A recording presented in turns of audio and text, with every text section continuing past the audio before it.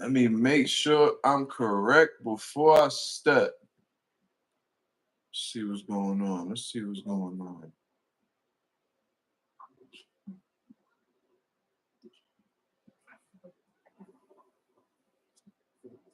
All right, we live. What's going on, y'all? This is Marcus Rosa, aka Zuma TV. Back at y'all with some more boxing talk, man. I hope everybody's having a blessed, beautiful, positive, productive night. I'm back at y'all with another live, man, to tap in with y'all with what's currently going on in the boxing world. If y'all can hit the like button before we come up in here, before y'all come up in here, if y'all can hit the like button, that'd be very much appreciated. Let's get the algorithm on the up so the people know that Zuma TV is live.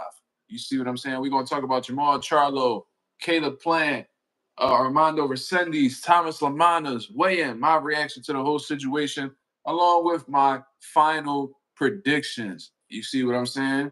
And then, of course, we're going to get into some open boxing topics, man. I'm looking to have great conversations, as always. You feel what I'm saying? Um, I had literally just woke up about 15 minutes ago, 15, 20 minutes ago. Fell asleep around like 8 o'clock. Swore I put my alarm. Somehow, some way, the bitch didn't ring. So now I'm here.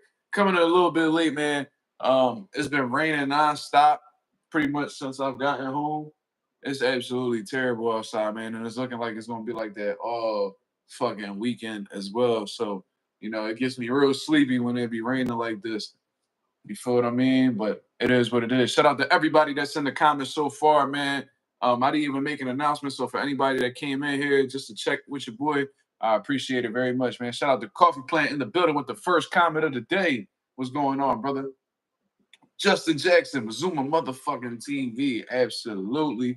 Lorenzo, showing love all the way from Tokyo. What up? Smoochie, what up? I hope everybody's doing well. I hope everybody's doing well.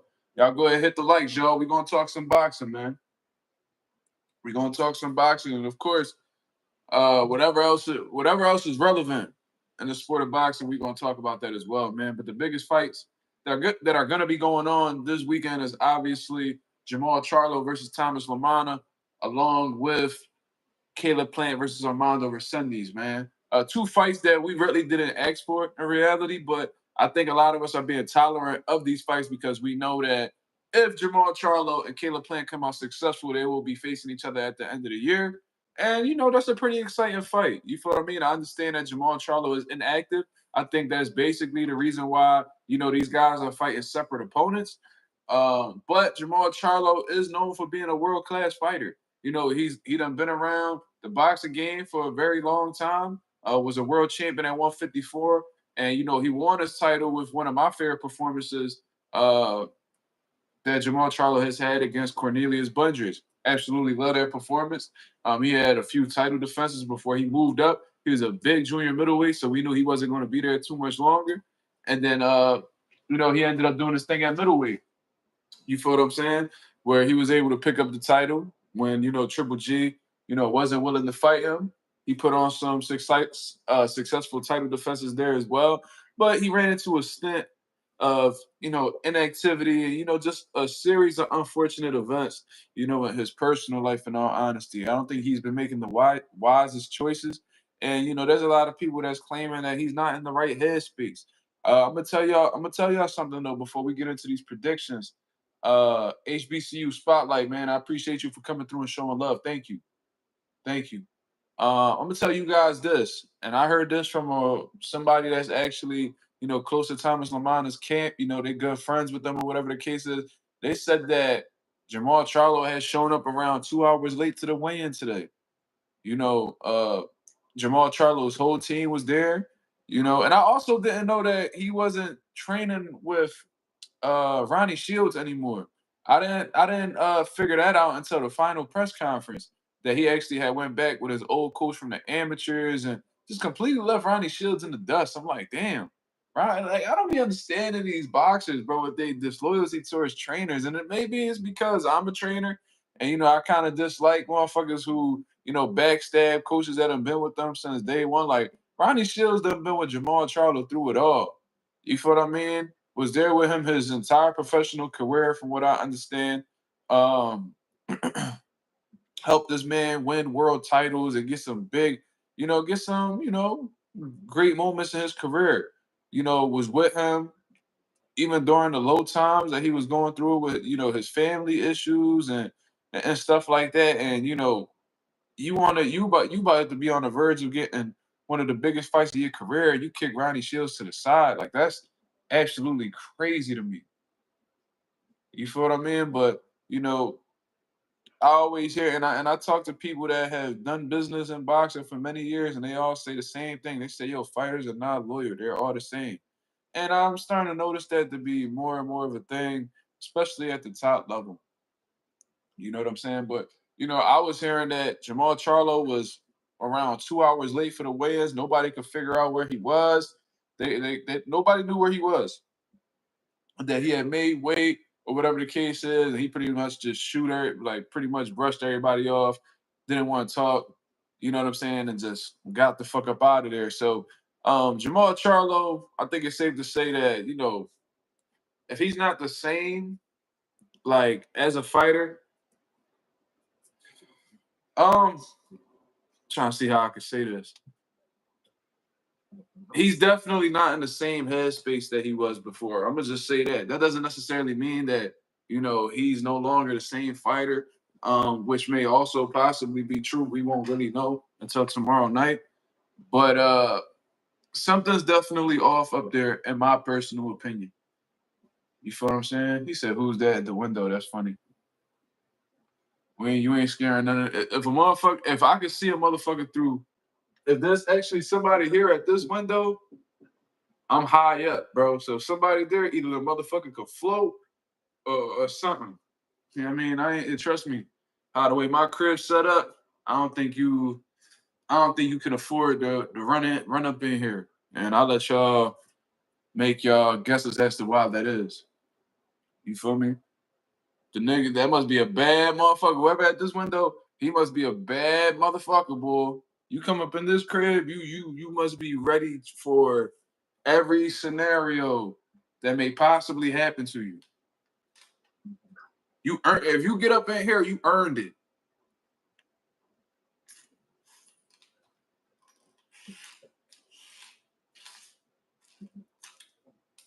You know what I mean? This a motherfucking every room has a burglar neutralizer.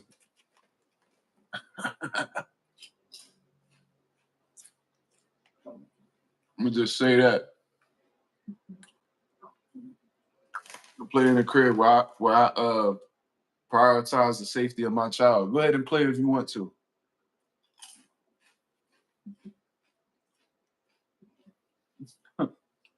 My son not throwing really hands yet, but he got a mean head, but he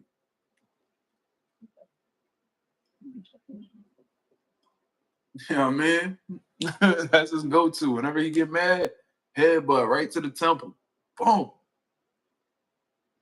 You know what I mean? I'm still trying to get him to throw his punches. He's still throwing them bitches at the side of the knuckle. I'm trying to get him to turn that bitch over. We ain't there yet. You know what I mean? Boom, boom, boom, boom. He got a mean little head, but where he take the top of his head. I don't think you want to do that. Ref gonna deduct the point. Yo, you know what had me cracking the fuck up? So real quick, and before we get into the boxing talk, and this was like a boxing joke, which I thought was hilarious.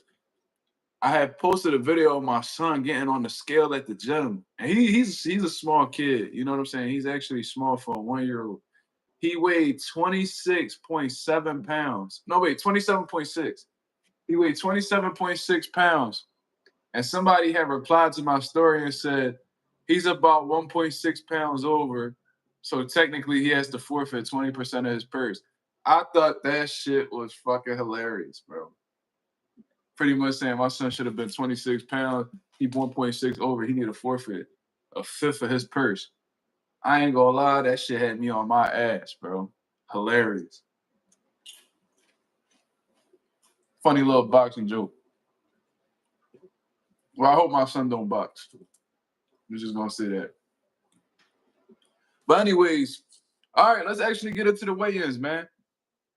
Fortunately, some good news out of all of this. Everybody had made weight. Looking at the main event with Caleb Plant and Armando Resendiz, Caleb Plant comes in at a ready 167.2 pounds, underneath the 168-pound limit, just below. And then we got Armando Resendiz, who came in 167 pounds on the dot. You see what I'm saying? So, and then, just assessing both of these guys at the weigh-in and how the way they look physically, they both look in tremendous shape. Look like Armando Resendiz had a solid camp. Caleb Plant always looks like he's in shape, ready to go. Um, I don't know if I'm tripping or what, but in comparison to previous weigh-ins that I've seen with Caleb Plant, look like he got a little bit more muscle on him, like especially like in the abdominal area. I don't know if this was a ceremonial weigh-in or whatever the case is, but and he was already like a little bit more hydrated. But Caleb Plant looked a little bigger to me. You know what I'm saying? But that's just my personal opinion. I could be tripping or whatever the case is. But Armando Resendiz, he's moving up in weight, so he shouldn't have a problem making weight.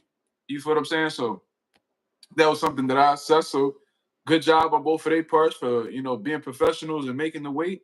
And we got to fight tomorrow. Along with Jermall Charlo and Thomas Lamana, I seen that Jermall Charlo had weighed in 167.4 pounds, and we seen Thomas Lamana come in 166.6. Well below the super middleweight limit. So Thomas Lamont is somebody who's coming up in weight as well. I remember him being at 154. I remember him being at 160. So 168 should not be a problem, especially with Thomas Lamont having over 40 professional belts at this point. It should not be too difficult or too complicated cutting weight. You feel what I'm saying? So we got some fights, y'all. So I'm really looking forward to seeing this. Um, I'm really rooting for Thomas Lamana, man. Like, just really looking over his story and what, he pretty much grinded from the bottom to get to these situations and, coming up short in fights like Arislan De Lara, obviously, Jorge Cota. And, there was some fights that I thought, should have went his way, but he got robbed, like the Brian Mendoza fights and shit like that. Um, he's had a roller coaster type of career. You see what I'm saying? A lot of ups, a lot of downs. And he's at a moment right now where he's going in there with a Jermall Charlo who is very dangerous, especially at his peak, extremely dangerous. But if you're going to catch Jermall lacking at any point in his career, this is definitely your best opportunity. Inactivity, I'm hearing, there's a whole bunch of things. There's a lot of things that are being said about Jermall Charlo, getting caught driving while intoxicated. That is something that we do know. Having problems with his family and, just not really being in the right headspace, admitting to not wanting to box anymore. And, you know, we done heard it all from Jermall Charlo at this point. From this point, we done heard everything under the sun about Jermall Charlo, and he's definitely not at the most focused point of his career right now. So if you're gonna catch him lacking at any moment, right now is the time. And looking from Thomas Lamana's perspective, it's like you got somebody under the scope. You know what I mean? You got somebody right in your lens, right in the scope, and all you gotta do is pull the trigger. But you gotta pull that trigger before they step outside of that scope. You feel what I'm saying? Because if you only got one opportunity, if you miss your shot, it's a strong likelihood you won't be getting that shot again. That's usually how it works. So we'll see what goes on tomorrow night, man. I'm genuinely looking forward to it. Not the bouts in particular, but I'm looking forward to seeing who comes out victorious because that'll decide, in all honesty, what happens later on this year. You feel what I'm saying? Shout out to everybody that's in the building. We got 16 people in here, man. Much love to everybody that's coming through and showing love. That boy, I think his name is Ovir. Ovir? Ovir. He says Colombia in the house. Negro. Shout out to Colombia. What's going on, brother? Hope everything is well. I think we got a new subscriber in the chat. Where they fighting at? Coffee Plant answered your question. Vegas. Weigh-in looked like it was in an auditorium. Greg said the same thing. Wants Thomas to win. I mean, that would make sense because Thomas Lamana, he's from Jersey. Jersey and Philly are pretty close to each other. You know what I'm saying? So he comes to Philly all the time for training and sparring, and he's worked with Philadelphia-based trainers previously. in his career. I think he's working with. I think his trainer is Reg, and Reg is a Philadelphia boxing coach. So I can see why Philadelphia fighters like Greg Hackett would root for him. You know what I'm saying? Because he pretty much came up from the bottom, like a lot of these local fighters from Philadelphia. So, yeah, I see why he would root for him. And I'm there with Greg. I'm there with Greg. Like I'm rooting for Thomas Lamont. I want to see him do well, and that'll be a hell of a story. From getting knocked out in the first round against Ernst Landy Lard, to getting punished and stopped from Jorge Cota, to bouncing back and defeating a undefeated Jermall Charlo.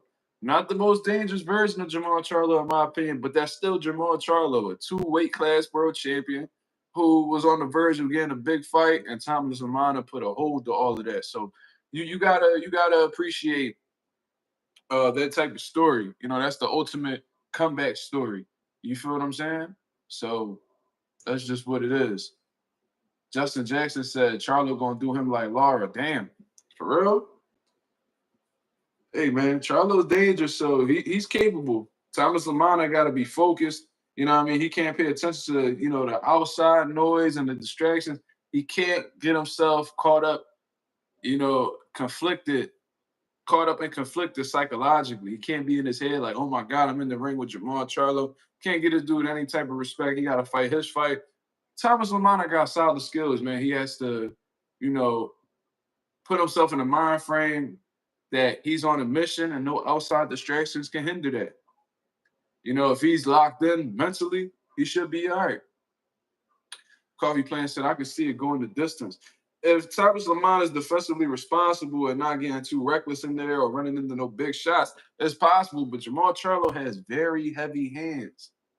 Very heavy hands, bro. And he's accurate as well. Like, I don't know if y'all seen that fight with Hugo Centeno. Hugo Centeno had his hands up, and Jermall Charlo snuck that left hook in there just precise enough to get inside that guard and put Hugo Centeno to sleep.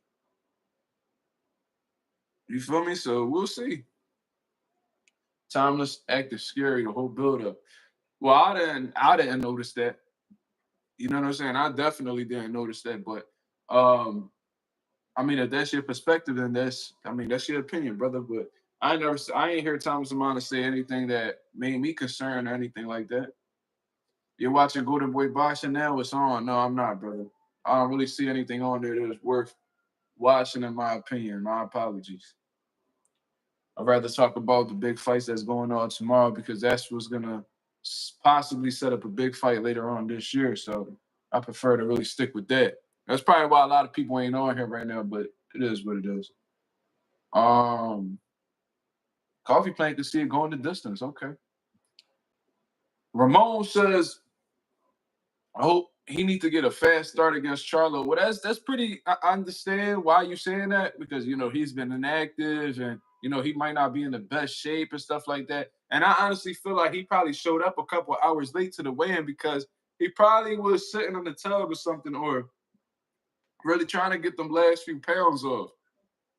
You feel what I'm saying? So maybe he cut weight wrong. But that's very possible. So if he's out of shape or whatever the case is, that he should jump on him early. However, fighters, especially at a high level, they're very strong in the early rounds.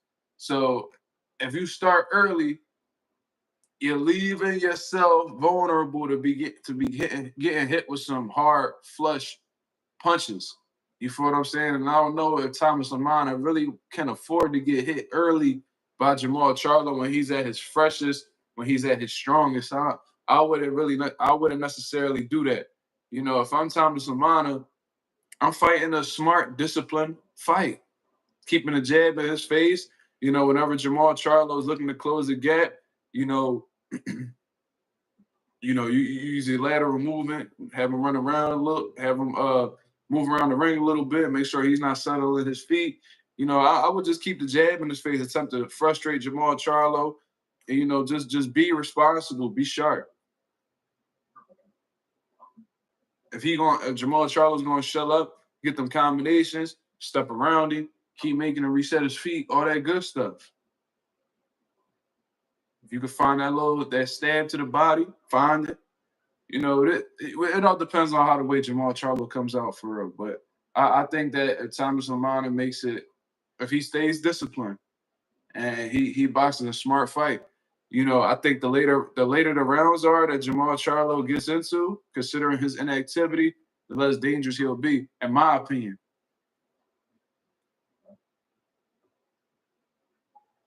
Yeah, Ramon, I see what you're saying, brother. I understand your perspective. Trust me, that was something that I had thought about as well. You know, but Jermall Charlo is going to be dangerous regardless. You know what I'm saying? With his abilities and what he got in the toolbox, Thomas Lamana got to be careful because if he lack, it could end horribly on his side. You feel what I'm saying?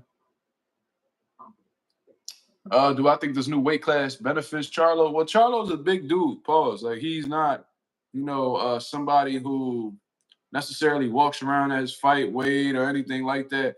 He's always been a big fighter, especially at 154 and 160. He has a good frame. He has a good height.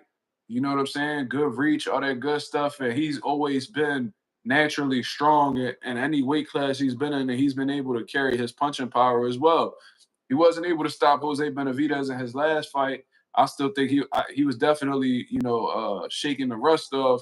But at the same time, I seen him hurt Jose Benavidez throughout that fight. So he's still sturdy, he's still strong, and you know, um, considering the fact that I believe he missed weight, he definitely missed weight against Jose Benavidez.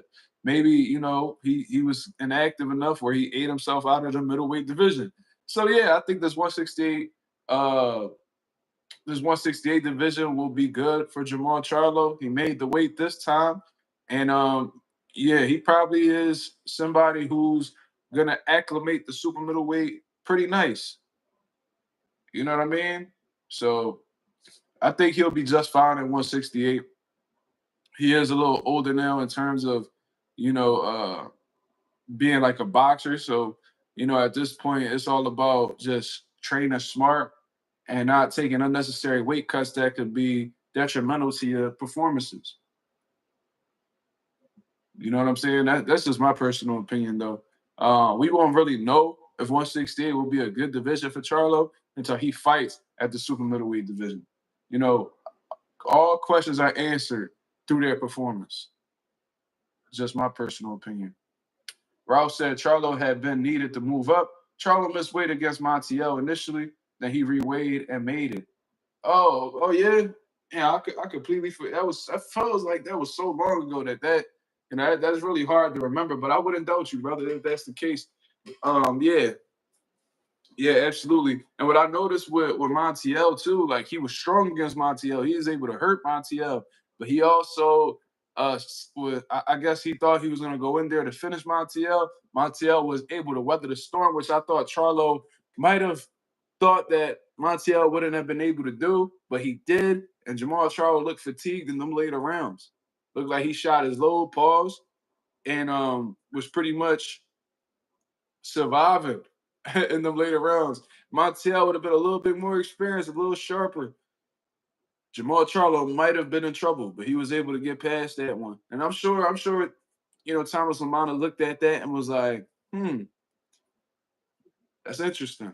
So I'm looking forward to seeing what Thomas Lamana's game plan is, because he's definitely going to need one. Especially when you at a high level, them game plans need to be sturdy. They need to be, solid. Because if you come in with a wrong approach, it could cost you the whole fight. It's cool when you fighting these unproven guys or motherfuckers from Mexico and shit like that. But this is the top of the top. You feel me? This the highest stage where the lights are the brightest.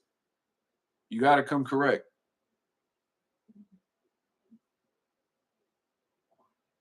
You know what I mean?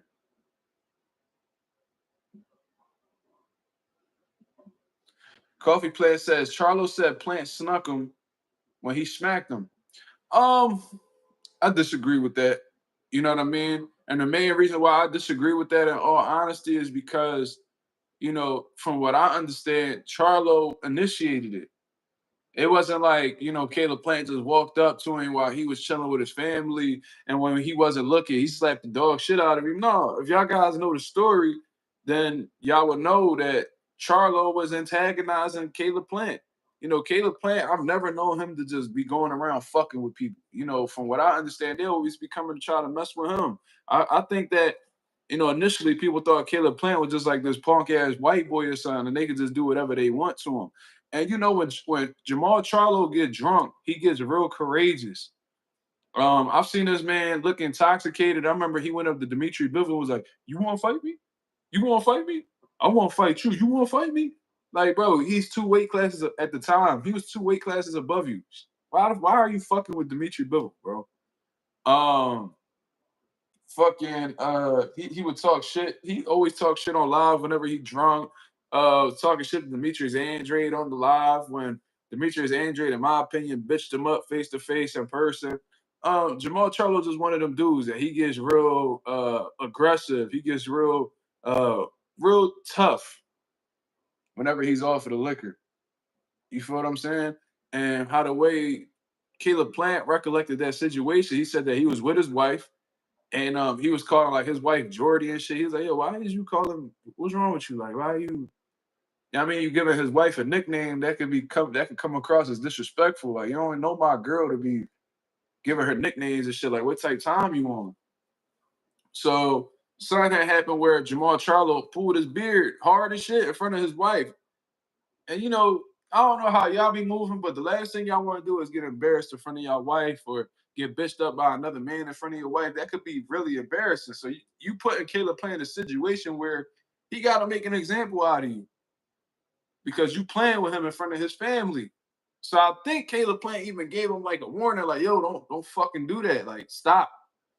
Jermall Charlo continued to do it. Jermall Charlo continued to do it, and he got slapped. Right now, this is where I disagree with Jermall Charlo. You fucking with Caleb Plant, so he slapped you as a result. And Caleb Plant has made it clear that he slapped him twice. So how could you necessarily say that he snuck you if he did it directly while you was antagonizing him? He did it right to your face. You should have been prepared for that. He slapped you one time off camera, and then the infamous slap that was caught on camera was the second time for what Caleb Plant said. So how can he necessarily sneak you if he slapped you twice? The first one was if he snuck you the first time, cool. But the second time, you need to be ready. You know what I'm saying? So I don't know. I don't know. I can't say that he got snuck. Like I done been snuck before. You know what I'm saying? And this was, without warning. Nobody told me anything. The guy never made it clear that he wanted to fight or anything like that. I was up, he was to the side of me. I got snuck. Boom. Nothing really happened. Like my tooth went into my cheek. My mouth was bleeding a little bit, but that's what I call getting snuck. You know what I mean? Like I know what that is. That I didn't experience that. That wasn't that. You know what I mean? But I told y'all, man, like them Charlos, they turkey, man. They turkey. But speaking of the Charlos, it was actually, kind of dope to see Jermall Charlo there with his brother. You feel what I mean? Both of these guys as a collective have been pretty wild and not likable in my opinion. I love Jermall Charlo's style. I like that he's been in big fights, became undisputed and stuff like that. I don't have no problem with that. It's just a character outside of the ring that, I find to be unlikable. But, regardless, it was good to see Jermall Charlo. I think that was the first time we had seen him since the Canelo loss. So it's dope to see him supporting his brother. And, you know, hopefully that'll give Jermall Charlo that moral support that he needs, because honestly, he needs it with all of the shit that he going through. And he even admitted that his brother was the one that got him motivated to come back into the sport. So that's dope to see. It's definitely dope to see. We don't like to see, brothers fight, especially twin brothers. Y'all done came up out the same womb. Y'all a minute apart. We like to see y'all together. You know what I mean? And having some type of relationship that's positive. You feel me? Because they've been bumping heads these last few years, so it's dope to see them, work things out and have some type of positive relationship. Justin Jackson said Plant gonna whoop Charlo ass when they fight. Well, I'm gonna tell you what, Jermall Charlo better be ready because I think this is gonna be the most skilled guy that he's been in the ring with to date. You feel me? Woo! Tay said he got more brutally knocking out Plant. Really? You think so? Caleb Plant got stopped against Canelo. You know what I mean? I seen him get beat up by Benavidez. But those experiences probably gonna make him a little bit tougher to knock out. It might make him a little bit more. That might have softened him up to get knocked out by Jermall, but it may also have given him the experience necessary to not get knocked out by Jermall Charlo. It all depends on, you know, how Caleb Plant approaches it. But I tell you what, this ain't gonna be an easy fight for Jermall. You know what I mean? Maul got to punch his chin. I mean, of course. Yeah, Charlo's strong. Of course he do. Caleb is a dog, bro. This is gonna be the toughest fight of Jamal's career. For sure. Like the speed that Caleb Plant got, you know, he got good IQ too. He got good feet. He got good combinations. He's very educated in the ring. That's one thing that I can say about Caleb Plant. You know what I'm saying? And along with him, being like a smooth operator and being having a little bit of flash to his game and showmanship, he's tough too, bro. That's not somebody that you just gonna just pack up and get up out of there. And he's sneaky enough to hurt you with some shit if you're lacking. So Charlo got to really be on point. Hopefully, I mean, if he has a good performance against Thomas Lamana, cool. But if he struggles with Thomas Lamana in any form or fashion, I'm gonna be under the impression that he might be fooled for Caleb Plant. I can see how both guys can win. They're both talented in their own ways. Ilya or Charles, that's out of my.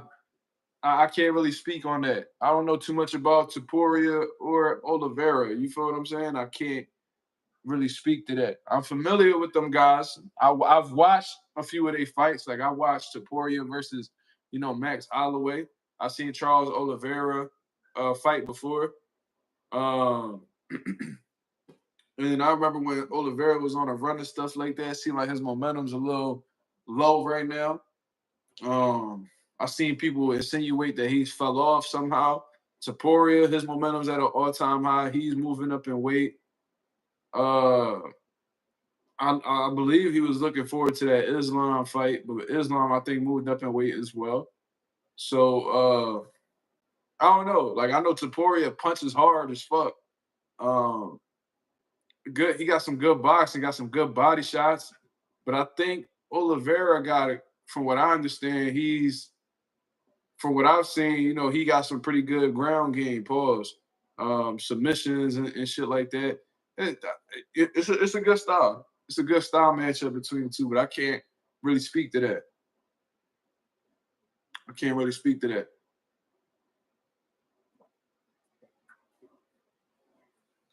Dangerous Zara's Bully says sometimes a fight like that can make you look bad if you underestimate the guy you fighting. I agree. Yeah, I've historically seen Jermall Charlo be in fights that he was supposed to smoke guys, and they ended up being a little tough, like the like the Montiel fight. And ironically, he hasn't been uh, as active since that fight. Tay says, Mark, the history of Caleb slapping somebody never did him justice. He lost every fight to the people that he did that to, Canelo and Benavidez. Well, I don't recall him slapping Benavidez. I remember him, getting, getting a little grazing Canelo with a little slap and shit like that. But I'm gonna tell you this: Canelo Alvarez, that's a man who's acclimated to the super middleweight division and ended up being the number one guy in the division. Benavidez, also, he's a two-time world champion at super middleweight. Never lost at super middleweight. Still undefeated to this day.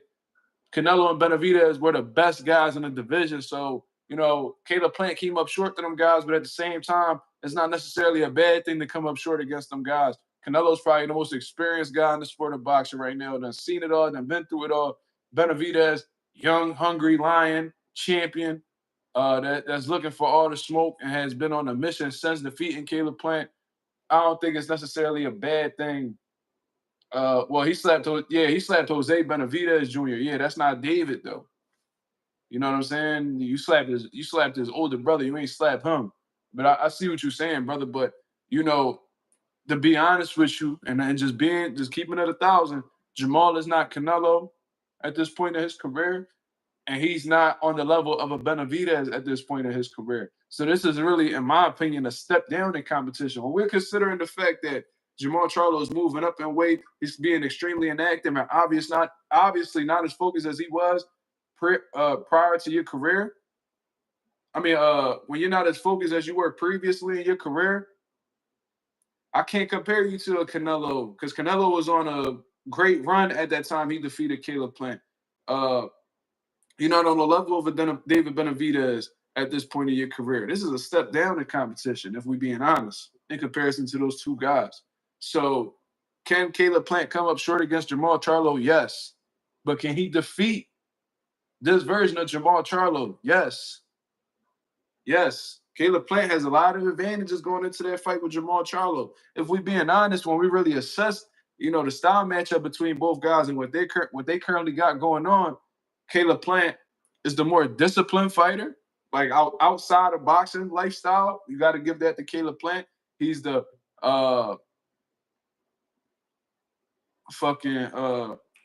he's the more active fighter. Inactivity kills. You feel me? Caleb Plant has been staying active. It was just in a really good fight against Trevor McCumbee where he showed he could make adjustments. Jermall Charlo came off of a fight against Jose Benavidez, who started his career at 140. That didn't really give us what we was looking for. He got the rounds in, but it wasn't like a top tier quality opponent at the time, in my opinion. I'm seeing people going around talking about, Jermall Charlo's a what if story. So that lets you know what point in his career he's at right now, and people questioning what he could have been. He's behind. He's behind in comparison to where he should be. This is a diminished version of Jermall Charlo, if we're being honest. Charlo can tell you whatever he wants, that he's focused and he's back, and we won't know until he fights. But I tell you, he's wasted a lot of time. When he could have been building his career, he remained stagnant, and he might pay the price as a result of that. They got Khalil Cole plus 700. I got to bet on that. He's fighting today, right? Or is that?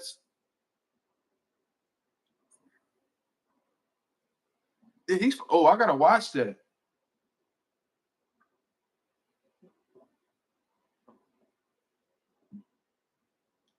Where they giving that at? That's on the zone. Oh, I gotta see that. I want to see. Oh yeah, Keyshawn is next weekend. It's not on right now. He up next. Yeah, I gotta watch that because I want to see the adjustments that Rasheem Jefferson made him make in camp. I think he's gonna use a little bit more boxing, a little bit more smarts. I think he's gonna try to hit and not get hit. So we gotta see this.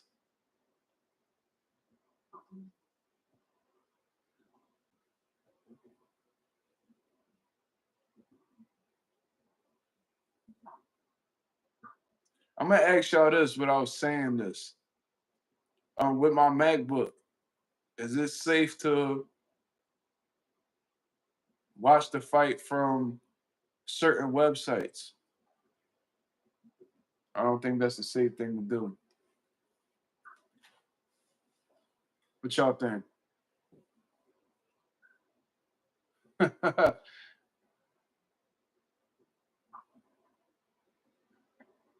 Retry and figure that out. Retry and figure out where the fuck he see plus 700 at. We're about to go lock that shit in. That shit a lock. Word. So go incognito. You sure?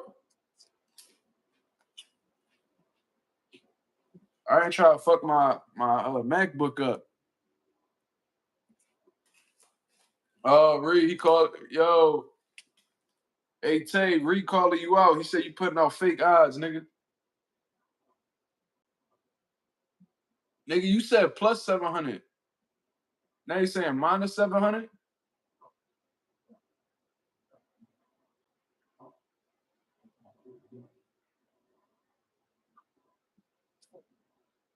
Those two totally different things.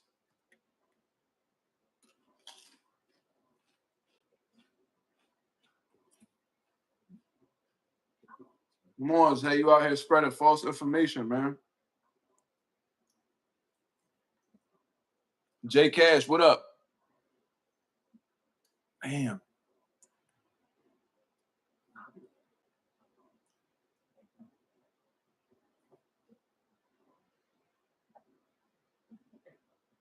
Minus 110 is still interesting considering the way that Khalil Cole lost to the dude. They must know something.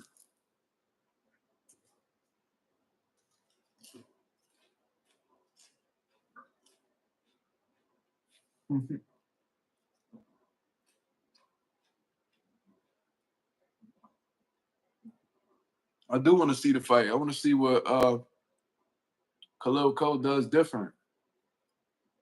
I might just, man, I don't be feeling, man.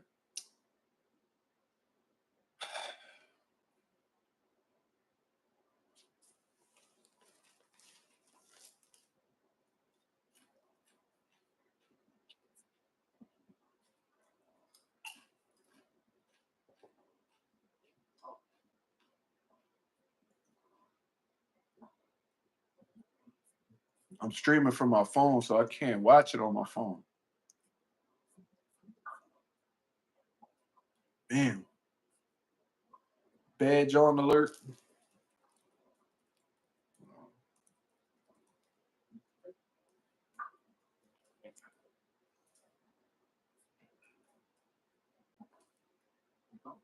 Fuck.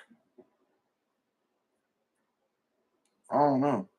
I'm probably not gonna be able to watch it because I'm on live with y'all. I don't necessarily need a website.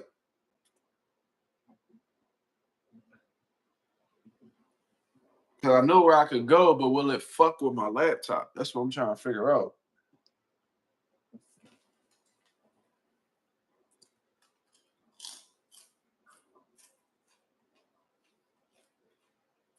Smoochie asking a nigga to trick on her is crazy.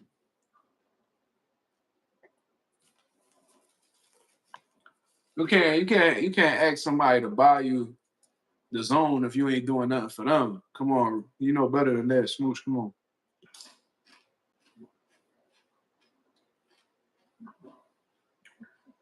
They saying don't do it.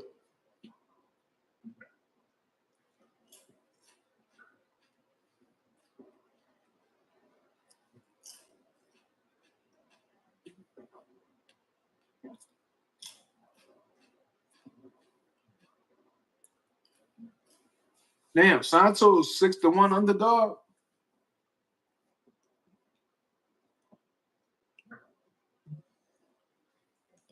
Yeah, Smoochie, you need how much is the zone subscription?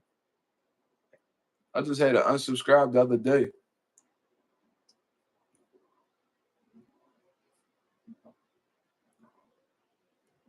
Damn, put a little 50 on it. Psh. Bro, but every time I bet, I lose, man. I'm sick of that shit. I'm sick of losing bets, bro.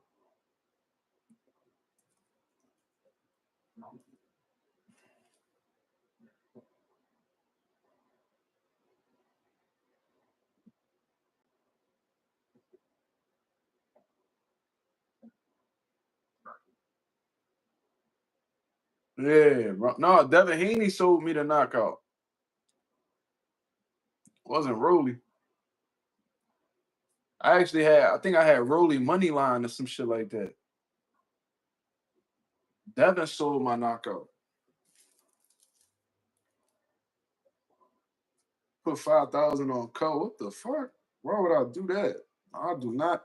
Yo, I got a funny story about Khalil Co. So I remember the one time, bro. Mind you, I don't be joing none of these niggas, bro. Like facts. Like I be seeing these niggas at all these different events. I don't be saying shit to them because I ain't one of them fake niggas. If I don't really fuck with you like that, I ain't even about to acknowledge you, right? So I remember. So I remember I was at this event in Philly and Khalil Cole was there. Mind you, I'm trying to find my niggas at the event and shit. Tell me why my niggas is directly behind Khalil Cole. I'm like, yo. I'm like, yo, what up? I'm like, yo, what up, nigga? What's up? Khalil Cole, think I'm talking to him. This nigga Khalil Cole come up to me. Like, yo, what's up, bro? How you doing? Came up to me, shake my hand. I'm like, and I ain't want to play Khalil. Like, he probably don't even remember this shit. That shit was the bid. I'm like, bro, I wasn't even talking to you, but he probably think like I'm fanning out. Like, yo, what up? Whole time I'm talking to the niggas that's behind him. But I was like, I ain't want to play Khalil or make Khalil feel stupid for walking all the way over here. So I just shook his hand. I'm like, how you doing, man? Keep doing what you're doing. He was like, yeah, no doubt, man. Boom, boom. Like you could tell he was just happy to be there. And he one of them type niggas. He one of them type niggas where it's like you could tell he enjoy interacting with people. You feel me? So it was a dope little interaction, but I wasn't talking to him. This was at the 2300 arena. This is South Philly. His girlfriend want to beat me up because I thought he was a young dude doing her rainbow. What?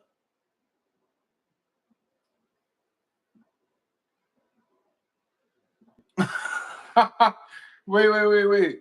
Smoochie said his girlfriend want to beat me up because I thought she was a young dude during her ring walk and she saw my comment. Who's this girl? Who's Khalil Cole girl? She a boxer too? No, it's not. No, listen, I don't got a problem with Khalil Cole at all. I'm just like, I don't really know dude. I'm not really like a fan of him, so I'm not about to sit here and joe him. Word? His girlfriend a boxer?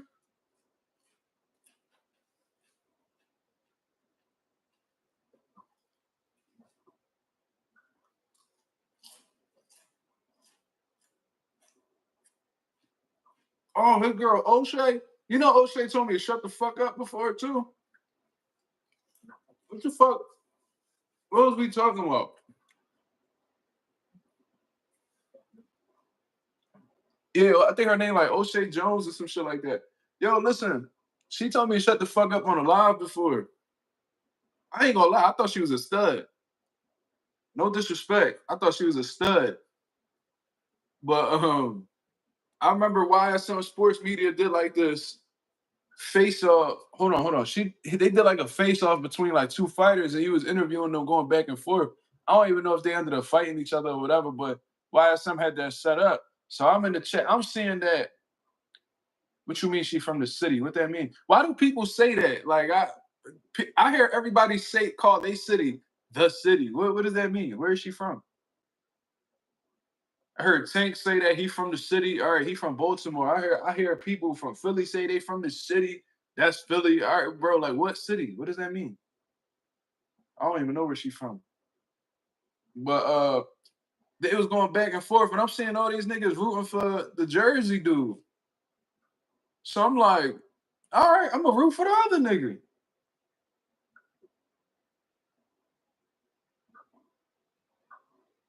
Like, all right. And O'Shea was like, man, he told me to shut the fuck up or some shit. I was like, who the fuck? I was like, you know what? I ain't even about to be going back and forth with no girl, bro. That shit gonna make me look like, you know what I mean? Like, I'm gonna act like I ain't about to be sitting here going back and forth with no woman. Like, stop playing with me, bro. And I'm not one of them. I'm not one of them. Yeah, I ain't one of them niggas that you gonna be able to bully or none of that. You gonna need to get Khalil for me, shawty. But Khalil's a cool motherfucker from my experience with him, so I ain't even about to go there with shawty. But I ain't one of them. You gonna need to call Khalil. You're not gonna be able to handle this with this shit, this shit over here. I thought she was a stud. I swear to God, like I don't know. She moves so masculine that I thought she liked girls. You know what I mean? But shout out to Khalil Cole. I hope he avenged that loss. I mean, he got a good bro. Bro is that nigga, bro. Bro's a great trainer, so he be all right. I hope that Rose is part of Tevin Farmer corner for Floyd Schofield. Because what a lot of people don't know, Rasheem Bro and Schofield Sr., they don't like each other. Historically, I don't know. I don't know about now. But I remember they had a lot of back and forths going on because Rasheem Jefferson's son used to go at it with Floyd Schofield a few years back.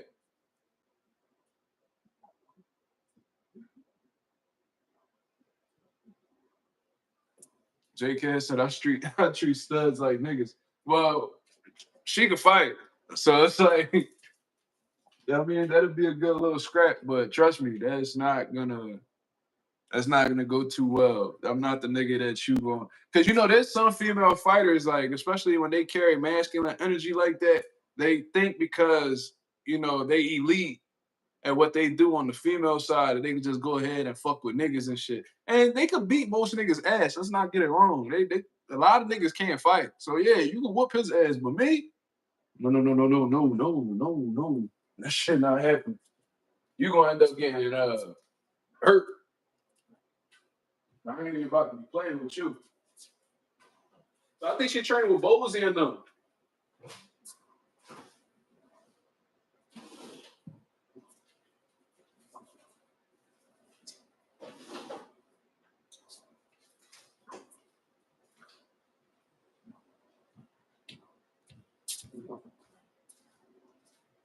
Yeah, she shorty be talking spicy.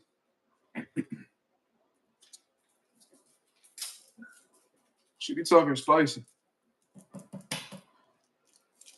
I done dealt with women that talk spicy. I cut them off. I don't even I don't even deal with them type anymore. You know what I mean? You gotta act feminine around me. All that crazy talk. You go ahead with all that shit.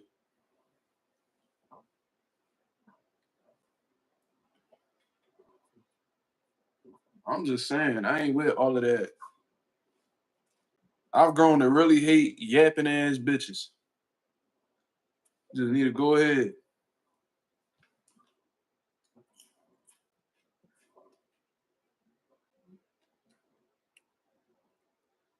She definitely trained with Bowsy though.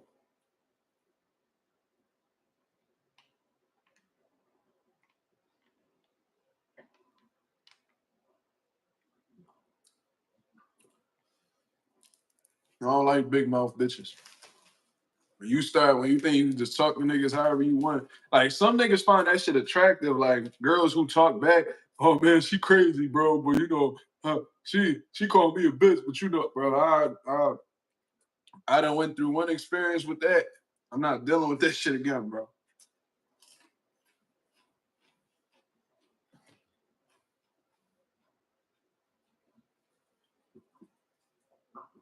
You talk crazy to me, it's over.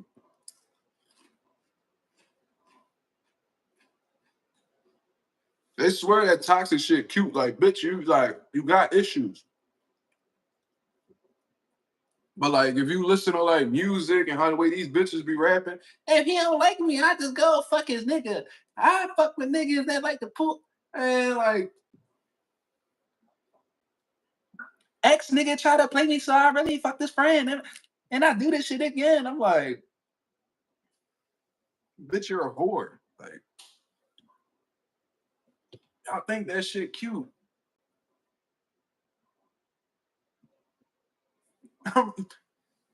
If a nigga talk crazy, I'ma go fuck his mans. Like y'all, that's all y'all talking about is giving y'all pussy up and disrespecting niggas and like what's wrong with y'all? You know, y'all look like whores when y'all do that, right? Like y'all like it's not the same. When a nigga getting bitches, it's completely different than when women do it. I'm sorry. I know a lot of double standards benefit y'all, right? But a nigga, I'm gonna tell y'all this. When a woman sees that a man is capable of pulling multiple women, that brings up and I know a lot of women don't want to admit this, but if they see that they're heavily demanded by women, their value goes up. If we see a woman that has been with multiple niggas or you have been known to deal with multiple niggas, their value goes down. Double standards are needed. Okay, that may be true, Justin Jackson. Double standards may very well be needed. Cool. But what I tend to notice with women is that they love double standards until it don't benefit them. You like y'all niggas pray for the rain, but then y'all don't want to deal with the mud. Y'all got to take the bad shit with the good shit. Feel me? And I can give a fuck about Smoochie. You know we telling the truth. Women like men who are desired by women. Men don't really want to fuck with women who are. We like women that are desired by other men, but it's when you're fucking with multiple men, that's what's gonna drive away a nigga. Unless he a trick, just like, oh, just please spend all your time with me, baby. I'll give you all my money. Unless you're doing one of them type niggas. I like men who I like. Okay, Smoochie, I think we can all agree, right, that how can I say this? I think you would probably be more attracted to a man if you know that he has some type of appeal.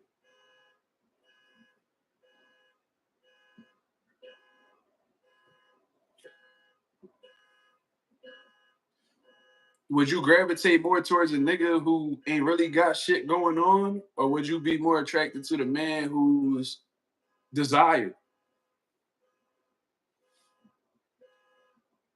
She gonna deflect though. She gonna dance around that shit. Yo, why Justin Jackson say Smoochie is stud?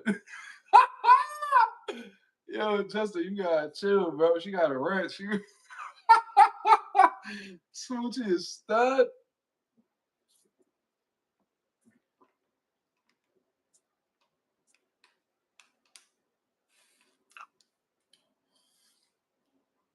Justin drunk. Somebody car, yeah. Yeah. I've been peeping. This white Benz out here that park up right across the street from my house every night.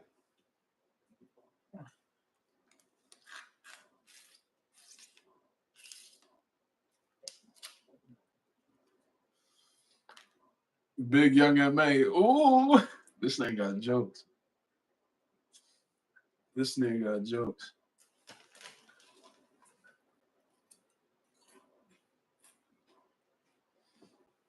I remember that one nigga Daylight. You know that battle rapper Daylight. They got that face tat. This nigga gonna tell young MA that she's thick, she's sexy. He wanna fuck her. Young MA was hot, bro. That shit was the fucking bid, bro.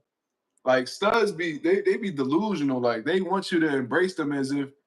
Listen, I do genuinely think like men who like are habitually attracted to studs. I think that's kind of weird because they're portraying themselves as a man. So if you're attracted by that type of energy, it kind of make me look at you funny. Like if a girl act like a nigga, there's nothing about that woman that's gonna make me wanna fuck with them. That's just me personally. You feel what I'm saying? Um, you feel me? And I agree with Justin's statement right there. Like niggas who like studs are gay. Yeah, like Drewski be having that little joke, and maybe he joking, but if he's serious, he a little sus. But it'd be funny at the same time, like when studs want to get recognized as niggas. Like, like bro, they be with studs that walk around with a strap on underneath their pants. Why do you do that? Like you want us to believe so bad that you got a Johnson. Like you wanna know how it feel to walk around with a wee wee. It's not real, shorty. Like you be walking around and like you be walking around with a hard strap in your pants and you trying to You trying to show people that you got some type of balls going. They know it's not real. Shorty, we see you. You look like your mother, bitch. Like we know you ain't no nigga. Hair long as shit, like stop it. We know you got ass underneath them baggy ass jeans. Like cut it out. Strap be hard as shit underneath your pants. You think we supposed to, yo, man, yo, shit, she trip. Yo, you see D Money? You see D Money, man? She kept that strap on her, man. She keep that shit hard on her waist, huh? That nigga, stop it. Demonetized, goddamn. Ah, fuck. Somebody sent me $1, man. I need $1, dollar, that's what I need. Hey, hey. I need $1, dollar, that's what I need. I'm fucked up out here, man. Y'all be letting me talk too much. That's when Anonymous got coming and be like, yo, stick to the box. I'm like, oh shit, my fault. Anonymous ain't been doing that lately, so I've been falling off the rails and shit. Whole time, her shawty named. I seen that shit on Twitter too. Yo, Carmen in the building, she came in swinging off the rip. She said, I thought it was so they could smash whenever. Can't do a quickie if you leave your joint at home. You know why? And we gonna expand on this real quick. they be making me laugh because of course I've seen videos where like, you know, they in action and shit, right? And they act like they be feeling they be in their bag, bro. Like those studs, they be in their bag and they be hitting shorty with the strap. And they be acting like they be feeling it.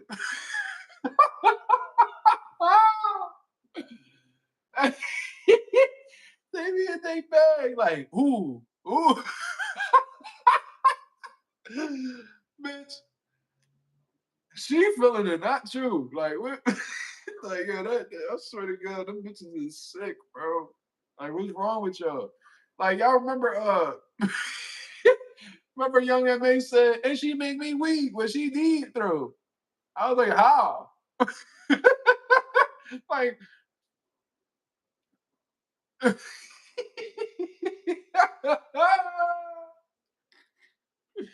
yo, she be tripping. She said, and she make me weak when she deep throw. Ooh.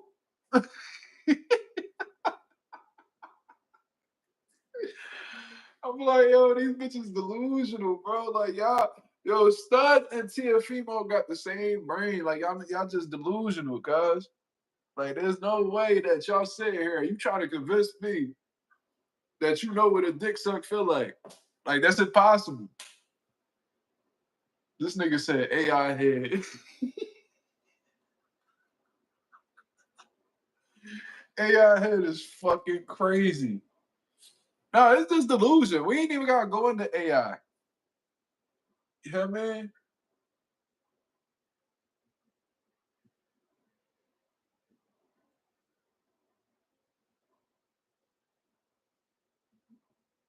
Oh man.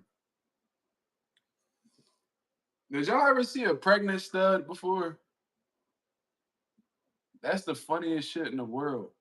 Or like a nigga who mom is a stud. Have y'all ever had a friend that their mom was a stud and was like, how did we get here? Like, what traumatic situation happened to you where you woke up and be like, you know, man, fuck all this. I'm gonna act like a nigga now. Like, how that happen? Yo, I'm gonna tell Stud son, if y'all had a kid before, like if y'all blatantly tooted your ass up and got your shit drilled by a nigga, we can't respect that stud shit you want. We know you ain't no real stud. Like you done got piped down. Like the real studs, they ain't never they ain't never get dick down in their life. Shout out to the organic ones. You know what I mean? Not the ones that just converted and changed their mind. Nah, shout out to the real studs. They ain't never get a pipe in them before. You feel me? That ain't like dick off the rip. You know what I mean? You seeing old pictures of them and they all feminine and shit. Like, damn, what happened? Not you too. My ex's mom is a stud, and they act like she doesn't exist. That's fucking crazy. Every stud I've ever seen look like Manny Fresh. Oh my god. Now I've seen studs where I was like, yo, I remember my son's mom had a friend that was a stud, Black John. And I was like, yo, if she was like really a woman, she like or like if she carried herself like a woman, she would be a good John. But that's like the furthest it'll get with me. As soon as you act like a nigga is dead, any woman, even if you like men, as soon as you showcase any type of masculine energy, like it just throw me off, bro. Like I'm gonna tell y'all this. I remember a few years back, mind you, I was like 20. So at that time I was immature. Like and I ain't give a fuck neither. A lot of they I remember I was talking to this girl. It's like 7 years ago. So this was like 2018. Chopping it up with Shorty and shit. I probably asked her what she was doing. And she was like, nothing, about to mount this TV. I was like, what? Yeah, yeah, I'm about to mount this TV. I said, you mounting TVs, bitch? She was like, yeah, my brothers taught me. And I'm like, I need to see this shit. So she literally edited a video where like you speed the shit up. And she literally was measuring the shit. She had the drawing where she could tell where the beam was at. Like she was super efficient with the shit. And I was like, yo, this is actually pretty dope. But the fact that you know how to do this is crazy. Oh, y'all seen that? That's God. You seen that? Y'all seen that motherfucking lightning? He like, yo, you talking too much. Oh yeah. He don't like when I'm talking. Yo, she had the jaw where you put it against the wall, and when it go past like a ironically a stud, it goes. Oh, all right, so it's right here. She lined the shit up, boom, boom. Yo, that she was like, she pulled on the shit. Like she low key looked like she was about to do a pull up. She was like, "No, this good. This ain't moving." I was like, "Word." I was like, "Oh yeah." I was like, "Oh yeah." And it was hard for me to forget about that shit after the fact. I don't know why. That shit kind of threw me off. I was like, "Oh yeah." A stud was holding a stud. That's funny. She wasn't a stud though. She was actually very feminine, beautiful woman. But the bitch knew how to mount a TV, and that shit threw me off. I was like, oh shit, like how? Like, I feel like a girl shouldn't know how to do an oil change. If you know how to do it, cool. But like, that's like masculine activity, though. I don't like that. See, Karma, you dangerous. See, Karma, throw you would throw me off with that. Karma, she talking about she need one for her crib. Like, you need to go. Nah, masculine activities is crazy. It's not that y'all shouldn't know that. It should is that y'all shouldn't be doing that. Like if you know if y'all know how to do that, cool. It's a great skill, but y'all shouldn't be doing that. I feel like that's a masculine role. I'm like I'm traditional in some aspects. You feel what I'm saying? Like I feel like all women should have some a man. It is sad that y'all know how to do that. To be honest with you,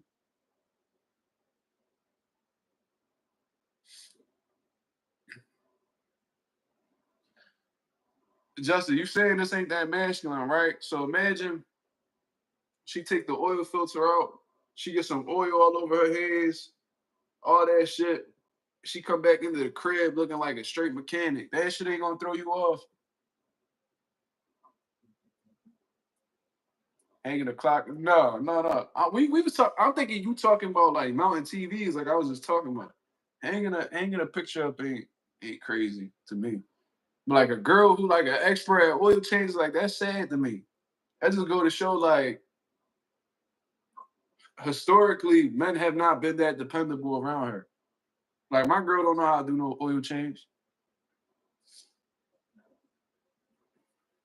Like, that's crazy.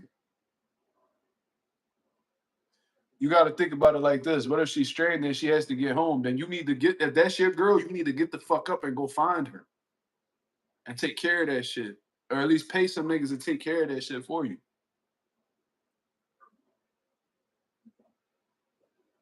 You broke up with your boyfriend because he couldn't change a tire.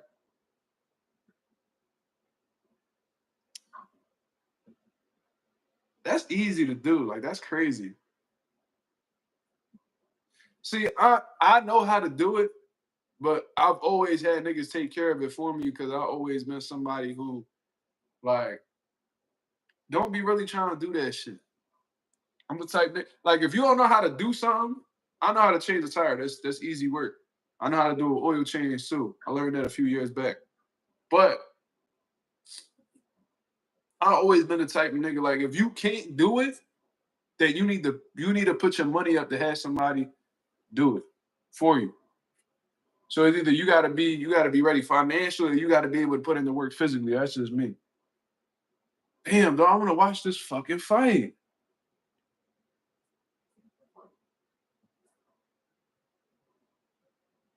Yeah, top. Yeah, yeah, yeah.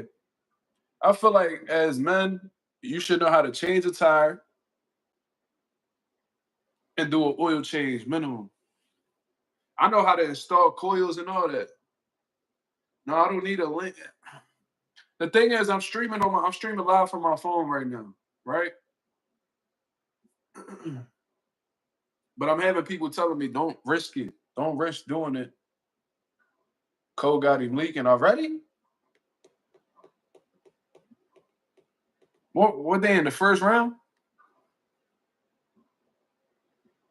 If I gotta wait 45 minutes to get them for them to get to me, I'll do it myself.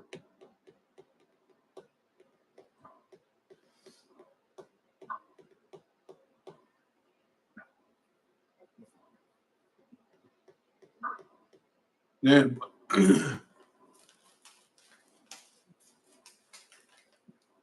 How's Khalil looking so far?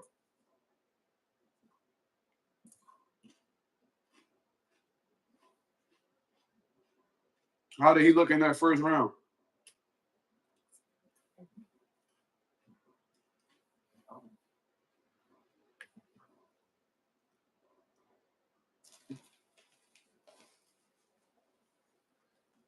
Khalil Cole got power though.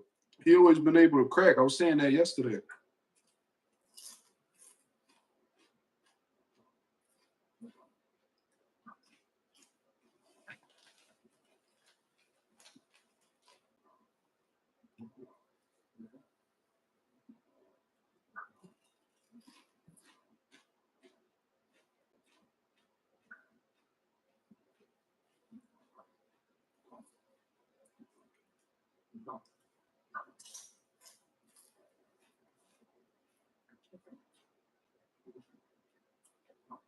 He said real fight tomorrow, don't trip.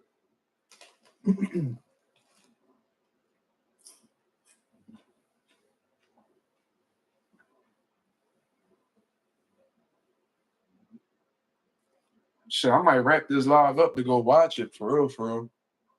Feel like we ain't really got shit to talk about. Unless y'all want to bring something up to the table y'all want to discuss.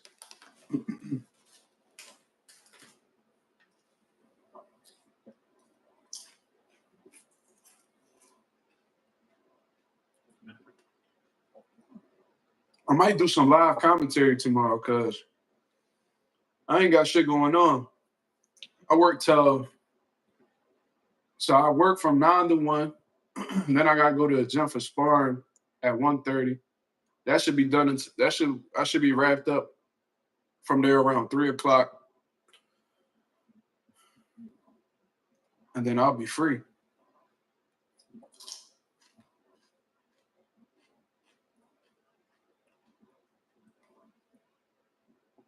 Cole Hurdy.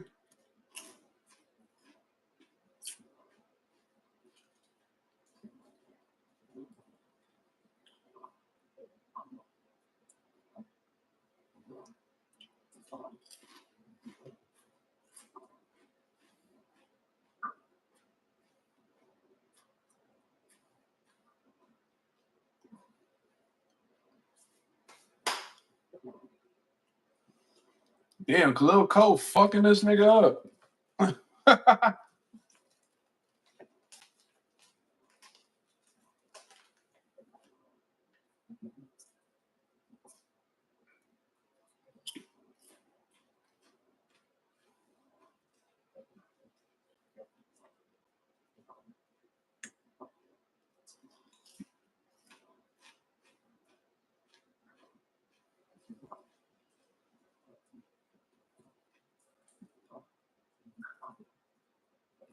This is what I say when I say that sometimes losses make fighters more dangerous. Experience makes fighters better. Even losses, they make fighters better.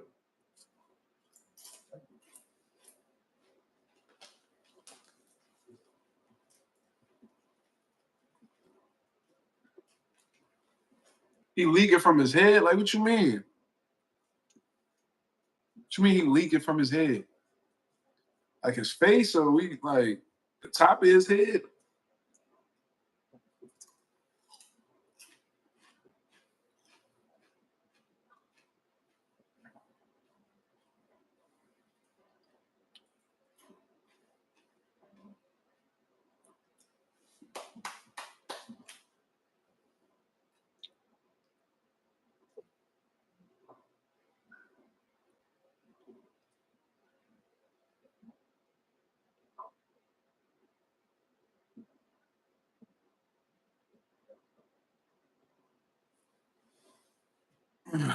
Let me see something.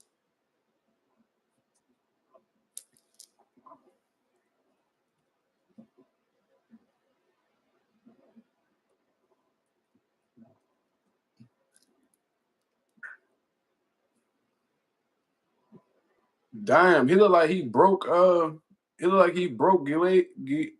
Galego's nose with that jab. Yeah, Khalil strong as shit.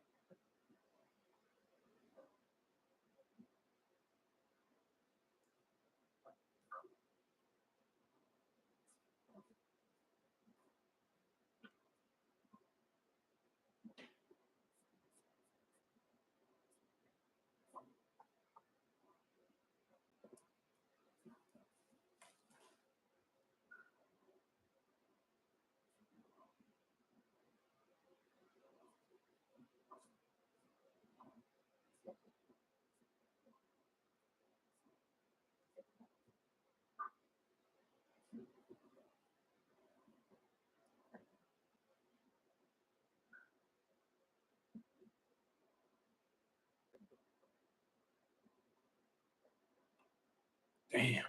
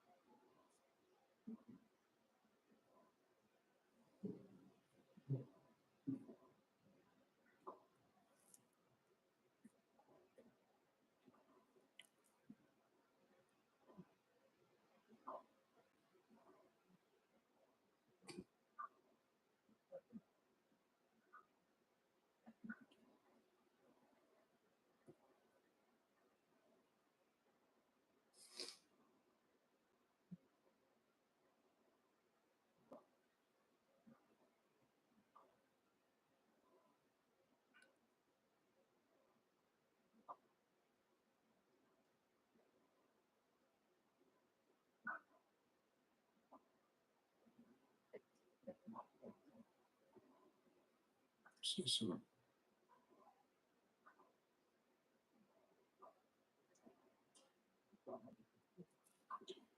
Yeah, when you fighting fighters like Gallegos, whatever the fuck his name is, you gotta box them.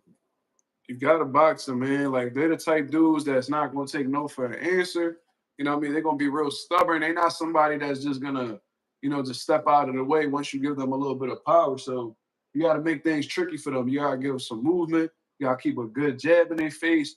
You know what I mean? You gotta be in that situation where your main focus is hitting that man and not getting hit in return. You gotta touch them to the body. You gotta break them down systematically, and as those later rounds go on, then you can start turning up the heat. You feel what I'm saying? But I mean, once you start getting a little cocky, losing focus, and feeling like you could bang with them dudes, then that's when you start seeing shit go in their favor.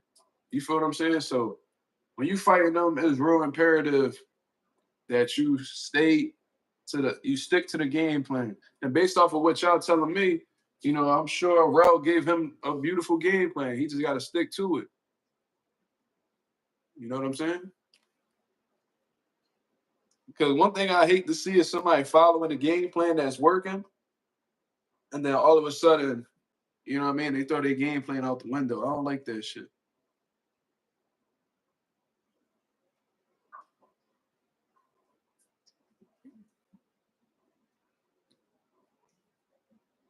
He's starting to get tapped a little bit. I mean, that's gonna come with the game, but you know what I mean?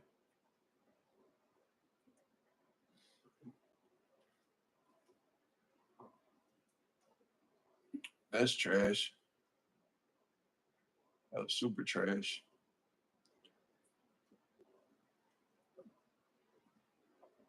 Niggas is losers. I ain't even gonna hold you.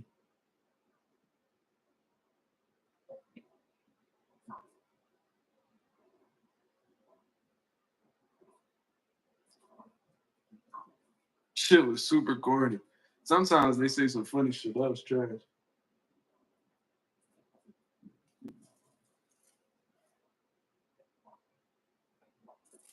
Y'all keep me up to date with what's going on with Khalil Cole, man.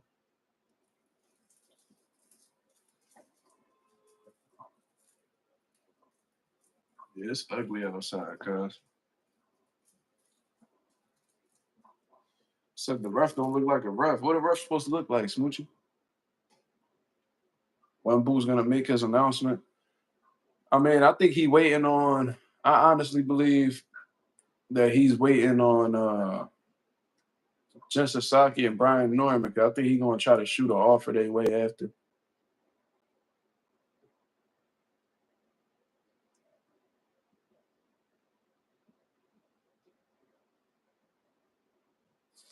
Somebody wrote Gallegos won round three. Khalil Cole looked like he was all over him in the first two, just worried about the gas tank the rest of the way.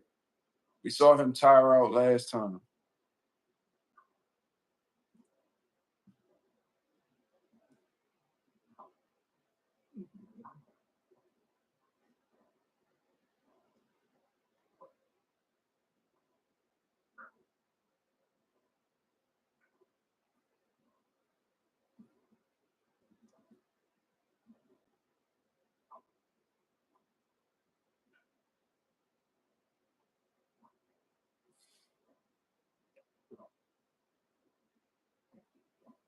If Jen wins, you think he takes the fight?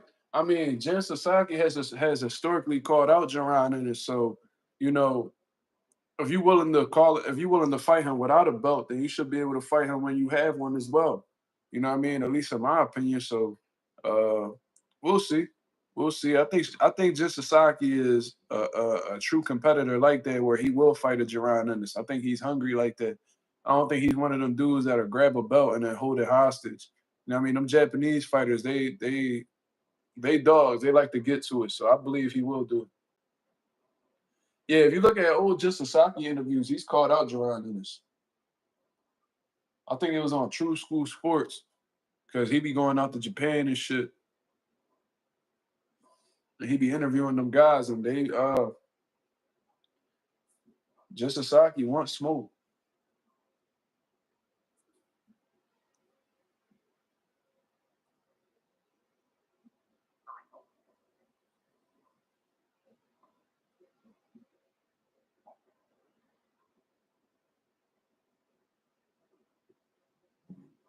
What's the odds for that Jen Norman fight?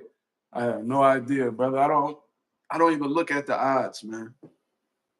I don't even look at the odds.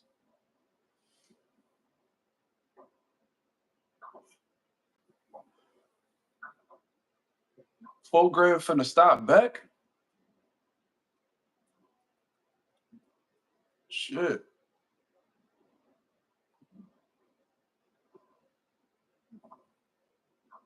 Let's see something. Norman the favorite. I would understand that, but like the exact numbers, I don't know.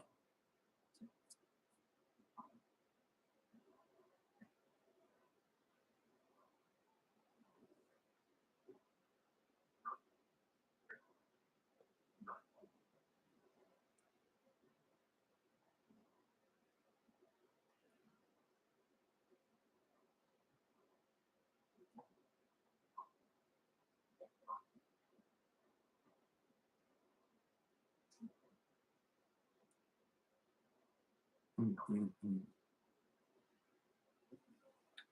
All right, so I'm gonna actually get up out of here, man. I'm gonna check out this boxing since we ain't really got nothing else to really cover too much. You know what I'm saying?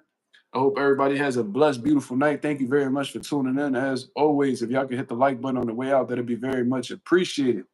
I'll be back at y'all with some live fight commentary for Jermall Charlo versus Thomas Lamana, along with Caleb Plant versus Armando Resendiz, man. Until then, y'all have a blessed, beautiful night. I'm up out of here, man. Peace.